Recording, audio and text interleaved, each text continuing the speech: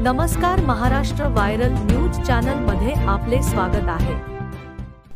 उमरखेड महागाव तालुक्यात अतिवृष्टी झाल्याने नितीन भाऊ पुतळा यांची आढावा बैठक। आणि शासनाकडे या सगळ्या गोष्टी पोहोचवलेल्या आहेत। या सर्व परिस्थितीमध्ये आपल्या नियोजित 21 तारखेच्या दहीहंडी संदर्भातही आपल्याला या संदर्भात अशा स्थितीमध्ये जरी दहीहंडी हा आपला सांस्कृतिक सण असेल तरीही कुठेतरी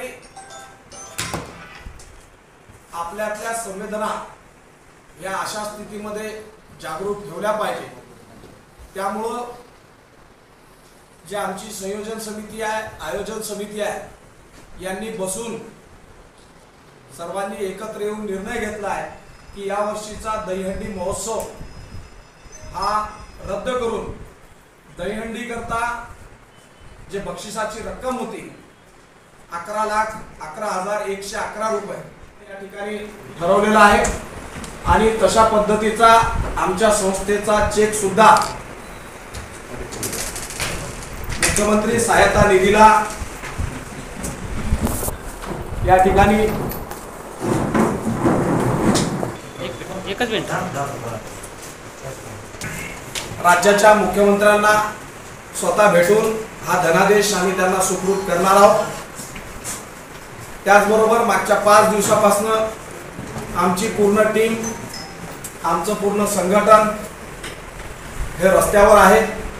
दिवस रात्र आम्ही रात्री 12-12 वाजेपर्यंत सन्माननीय आमदार साहेब असतील, मी असाल, ससाने साहेब असतील, प्रकाश पाटील असतील, खडसे साहेब आउट ऑफ असल्यामुळं खडसे साहेब त्यांचे काही नातेवाईक लंडनवरून आलेले आहे आणि त्यामुळं ते मुंबईत असल्यामुळं ते फक्त याच्यामध्ये नाही आहे। रमेशराव चव्हाण साहेब असतील, आमची सर्व टीम, आमचे सर्व अध्यक्ष, भारतीय जनता पार्टीचे तालुक्याचे अध्यक्ष हे मागच्या 5 दिवसापासून या ठिकाणी लोकांना मदत करत आहे, लोकांना धीर देण्याचं काम करत आहे।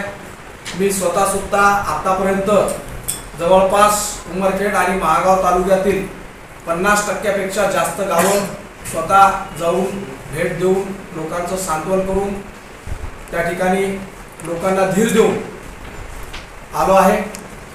आणि त्यामुळं निश्चितपणाने ही जी परिस्थिती शेतकऱ्यावर आणि नागरिकावर आलेली आहे, निसर्ग पोकळा आहे, त्यातून त्यांना धीर देणं हे अत्यंत गरजेचं आहे।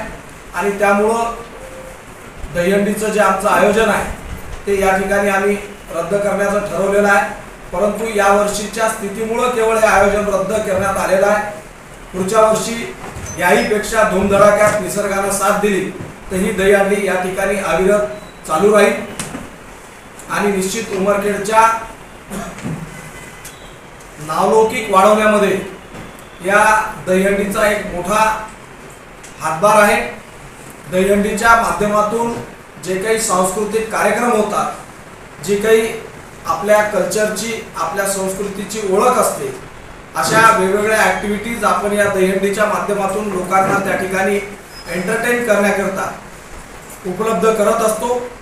निश्चित अनेक लोक अशा पद्धतीचे प्रश्न तर्क वितर्क लावतात, परंतु कुठंतरी शेतकरी असेल किंवा सर्वसामान्य माणूस असेल तो तणावातून बाहेर झाला पाहिजे। त्याकरिता अशा पद्धतीचे सांस्कृतिक आयोजन, सांस्कृतिक कार्यक्रम हे करायलाच पाहिजे।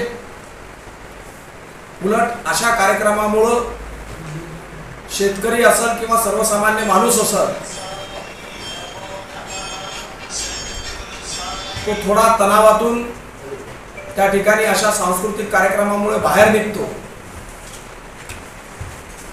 आणि त्यामुळे दरवर्षी अशा पद्धतीचे सांस्कृतिक आयोजन आपण या ठिकाणी करत असतो।